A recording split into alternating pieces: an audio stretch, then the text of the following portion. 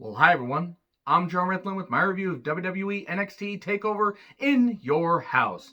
And it hit some nostalgia plugs pretty well.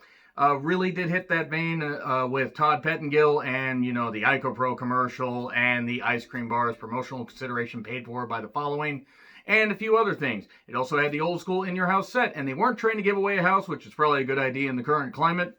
So how was the show overall? Really, besides one match, this was actually pretty damn entertaining. Now, it wasn't great. There were some moments I didn't necessarily care for, but by and large, there were way more good moments than there were bad moments. So, old school, NXT for 5.5 years, the revolutionary force in sports entertainment. Like back when WWE did, for over 50 years, the revolutionary force in sports entertainment, which is pretty damn good. I really did like that. It was great to see Todd Pettengill. I've watched WWE for years and years and years. This reminded me back when I was a teenager, and I like Todd Pettengill. I always thought he had nice energy. He had a really, really good, way of like delivering things. He just brought some energy to the show. I mean, whether he was like the best on-screen personality or not, it was really good to see him, and he still had that voice and he still had that enthusiasm. So it was really good to see him. They had the In Your House set. I also have a question. Why are they having the crowd be so goddamn rehearsed? The crowd, everybody that was out there. Look, I get it. They want appropriate reactions, but if you don't let people go out there and be genuine and react like instead of like holding up cue cards, boo yay, you're just getting like stoic, static reactions. It's just like all in a vacuum, or it's all like, it's basically like, you're trapping it in a freaking glass case, or a plexiglass case, if you will. So, anyway, I'm going to start out with one negative. Code Orange. I don't know if this band actually is good live or not, but if they are anything like they were here, I'm never going to want to hear another goddamn song from them again. This was fucking rotten. Now, the song actually, when they played it when it wasn't live, actually wasn't all that bad. But boy, that rivaled what, Cody's performance, the live performance that he had for his, I believe it was at AEW Revolution. That when they had that happen, that was really, really, really, really bad. This was on par with that. They sounded really fucking bad. I don't know if it was the acoustics.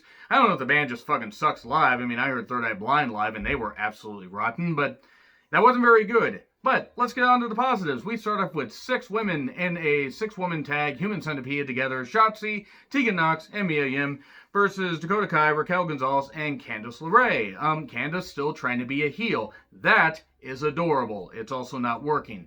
But this was tying a whole bunch of feuds together, or human centipeding them together, if you will. Now, how was this? Pretty fast-paced, and actually all these women really did well. Everybody got their spots in. Everybody was able to do some really good stuff and keep the pace going. And they didn't, while they did let some moves breathe, they kept it frenetic to the point where you didn't really you weren't going to get bored watching this. Even if you're not the biggest fan of all these women really did have a, great, solid effort across the board. Tegan does a Molly go round outside. That was pretty nice. There were a few times where I was like, okay, that's fine with a little bit, but you know what? These women did work hard. Towards the end, they started to lose it a little bit because Yim and Candice just leave. They battled it back, and they just leave. And it ends up with a, Tegan pinning Dakota, which is the right call after Shotzi had taken out Raquel Gonzalez. So it was good. It was good for what it was. And then Regal did the whole thing, promotional consideration paid for by the following. Ice cream bars, you had Eric Bugenhagen, Hoodalali, Golly, what a day, whatever the hell his name is right now. It was pretty cool to see him there. And then we had Damian Priest versus Finn Balor. This was fun. Also, steel steps. Ouch. Those could be my notes right there, but actually fast-paced here.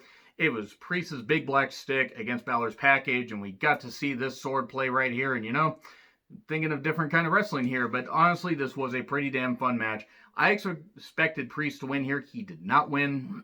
Balor eventually did win. There was a bad apron spot, though. Choke slam off the ropes for 2. But that spot where, Priest just landed flush on the steel steps. I mean, you can prepare all you want. You can tense your body up. You can do whatever. Ouch. That looked like it hurt. And then Balor hits the big old stomp off the top. I call it the Coupe de Royce Gracie, even though that's not what it is. 1, 2, 3. So Balor's probably going to challenge Adam Cole. Bay. Or maybe it's going to be Keith Lee. I mean, Balor versus Lee for the #1 contendership, I would be on board for that. And Balor and Priest, This was a good match. This was over 2 for 2 here. The Ico Pro ad with Adam Cole. You gotta want it. That was good. That was good, because if you know anything, if you're a longtime fan of WWE, Ico Pro, apparently Bret Hart hated it, like it was a supplement, and apparently it was really goddamn bad. So, Gargano sees a Doc Hendricks pick, just a framed picture. That's Michael Hayes, by the way, when he was a caricature of himself, as opposed to what he is now. He gets out of the house, locks the door, and puts the key in his tights because, as we know, Gargano likes to be at a key party or something like that. It's a Gargano key party, and a Gargano key party don't stop. Or Gargano key party. Hi, I can talk. So anyway, he puts it in his tights because on NXT recently he stabbed Keith Lee in the eye with his keys. Ouch. One thing about Keith Lee, he had Black Lives Matter on the back of his vest, I believe, and the back of his tights. And great. That was great. That was great to see. It honestly was great to see. And let's all push for equality. Let's all push for equality. But that was really, really good by Keith Lee. Great, way to get the message out. And as a message that really should, be spoken loudly, on megaphones, like, and just everywhere and everything. Equality. That's what we need. So, how was the match, though? It wasn't bad. There was a lot of, where Lee had his eye hurt, a scratched cornea or scraped cornea, and Gargano kept going for that, but Lee, of course, having unlimited power, limitless power, if you will, and kept tossing Gargano around. They did use the home set at one point. There was a security camera, like somebody was going to steal a package, a FedEx package was brought there. And then at one point, Gargano was just rubbing it in Keith Lee's eye. Bit uncomfortable. No wonder Candice and Mia came out a little bit later. The arm lifts at one point, like Bob Backlund's done, and also like Pete Dunne's, done, if you will. What Lee was doing, that was great stuff. Very, very good. The pounds through the plexiglass, I kind of had a feeling they were going to do something like that. And then Mia and Candice get out there. They fist each other for a little bit. They go out, and then we get a key to the eye. And you think, oh, Lee's going to get beat because we get the DDT off over the ropes. Nope. Few kicks. Nope. Lee still doesn't stay down. Hits a spirit bomb. No cover. And then Keith Lee's BBC takes out Gargano. So his BBC beats Gargano's key. And there we go. 1, 2, 3, and Keith Lee retains the North American Championship. So maybe Balor's going to beat him for the championship, and then Lee gets a shot at Adam Cole. That's another guess, honestly, because you're going to have to free up Lee to have, unless you do a champion versus champion thing, he has to give up the North American Championship after he beats Cole. So anyway, that was fine.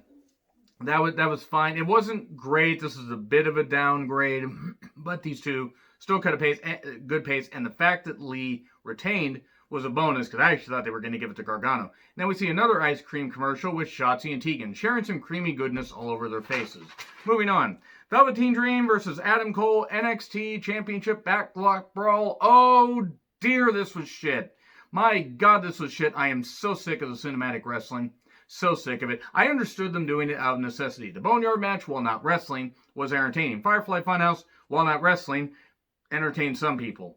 And then Money in the Bank didn't entertain me, and the Stadium Stampede I didn't really care for. And there was other stuff and everything and stuff like that. And Ciampa Gargano wasn't really all that good either. But you can do that kind of cinematic stuff here and there. Here's the problem. The Cole Dream feud is ice cold. It is just ice goddamn cold. It's like Arctic cold. It's glacier cold. Blood runs cold. Remember, Glacier should have run in during this. I would have popped for that. This was shit. This is absolute shit. One, you have Adam Cole arriving in some kind of big old jacked up monster truck. Velveteen arrives in a Lamborghini. And everybody's got cars around this ring that reminds me of a set from Satan's Little Helper. Thanks, NXT Takeover in Your House, for reminding me of Satan's Little Helper. I now have thoughts devoted to that, and I hated that movie. But anyway, yeah, this was bad. This was like it was like the Guerrero Cena, parking lot brawl that they had, only not nearly as good. And my problem is I just didn't care about this. Now, I give these guys credit. They did take some hard bumps. Somebody did say, did somebody call an Uber? And I think Dexter Lumis came out of the Uber at one point, gross, because he suddenly appeared later in this match. Beth at one point said, vehicles, bodies, and weapons. Maybe you shouldn't have put that line in there, given the current climate. Just saying. All right. We get a ladder windshield spot. Cole got his elbow cut. I hope he's okay. Undisputed Era is here. Of course they're here. Then Loomis is here. Traps him in the trunk, except for Cole. Well, and O'Reilly actually wasn't there either because he's quarantined. And he takes him away, obviously, to rub their lotion on the skin, or else they get the hose again. And then Panama Sunrise on a bunch of chairs, 1, 2, 3. It's one of the worst matches of the year. I'm sorry, it just was. This was a huge black eye on the goddamn show. I'm not faulting the guys for taking the bumps. I hope that Cole's elbow is okay, and I hope Dream's okay. But I didn't care about this feud, and I didn't care about it anymore after this. So Todd then plugs merch and says, wait, 900 numbers are obsolete. And then we get Triple H, Shawn, and Road Dogg putting All Lives Matter up on the YouTubes and up on the Twitters and all that and everything, like the boys that they are. I wouldn't be surprised if one of them did that. So moving on. Cross versus Ciampa with Scarlett. Scarlett's bodysuit. Oh yes, that was nice. Scarlett also is a great singer since she does that theme. Cross looks like $1 million. Ciampa did everything he could here to make him look like $1 million. There was an apron bomb at one point. Ouch. Poor Ciampa's neck. And it was a mauling, even though Ciampa got in some shots. Cross jacket, tap out. That was it. That was absolutely it. And then that was great. It was a great way to showcase Cross. He did get hit with some moves. Ciampa didn't look totally defenseless, but he got his ass beat, as he should have. So we then, apparently there is a Code Orange NXT Takeover shirt that's available for 24 hours only. So they will sell about 5 shirts. I'm sorry, but if anybody's going to buy that shirt, you must be a fan of the band. So 5 of you. So moving on. Robert Stone drunk brand, because he looked all messy and everything. He looked like he was on a 3-week bender. Now I'm just picturing Robert Stone saying, I'm going to create my own brand with blackjack and hookers. So, Rhea versus Io versus Charlotte in a 3-way match. 3 more women human centipede together, and it was an NXT Women's Championship match. This would have gotten a huge downgrade if the champion had retained, because Charlotte should not be champion ever again. The match did have its moments. Now, it got better. Now, when it was Rhea and Io on the offense, it was fine. But Charlotte bores me to tears. I'm not saying she shouldn't have gotten any offense in at all. I'm not saying Charlotte doesn't have value, except that's totally what I'm saying, because I'm sick of Charlotte. I'm fucking sick of her. And Charlotte still can't do a goddamn moonsault. I'm sorry, but can somebody teach her how to do a moonsault? I can't do a moonsault, but Io can. Maybe take the balloons out of your chest and you might be able to do a moonsault. Fucking hell, there are times where maybe doing that kind of stuff affects your body to where you shouldn't do certain things. I also don't want her legs to snap. Every time she does a moonsault, I feel like her legs are going to snap. And I don't want that to happen. I don't want a Sid from Greed 2001 to happen. So anyway, Io does a dive, and then Io got thrown through the window because she tried to dive through the window to escape. Did you see that? What an act of cowardice. And then Io eventually dives off the house set, which was pretty damn cool to see. It's the House of Diving Daggers, if you will. And then we get the standing cloverleaf that Rhea does. It's absolutely beautiful. Here's my question, though. Charlotte goes to get the cane. I don't know where she got the cane from, except under the ring. Rhea, as Charlotte's about to cane her, spanks Io, and then Charlotte canes Rhea. What kind of 3-way kinky stuff are we into here? I'm not complaining between Rhea and Io. I'm just asking. Why in the world was this happening? But anyway, moving on. So we get the figure 8. Oh god, it looks like Rhea's about to get beat. Io does a moonsault and gets her knee right on Rhea's head. Right on Rhea's head. Good fucking god, that looked painful. And Io tops Rhea, which is an appealing thought, and gets the pin. 1, 2, 3, and there we go. Io is the new NXT Women's Champion, a deserving NXT Women's Champion. And Rhea was too, don't get me wrong. But now it feels like this long odyssey that's really only been like 2 months of Charlotte plaguing NXT. This golden shovel plaguing NXT now is hopefully over. Don't give her another title shot. Just Raw, SmackDown, I don't know what brand she's on, but just do that kind of stuff. I'm not going to shred my notes because this actually wasn't that bad of a show. It's great that Io won.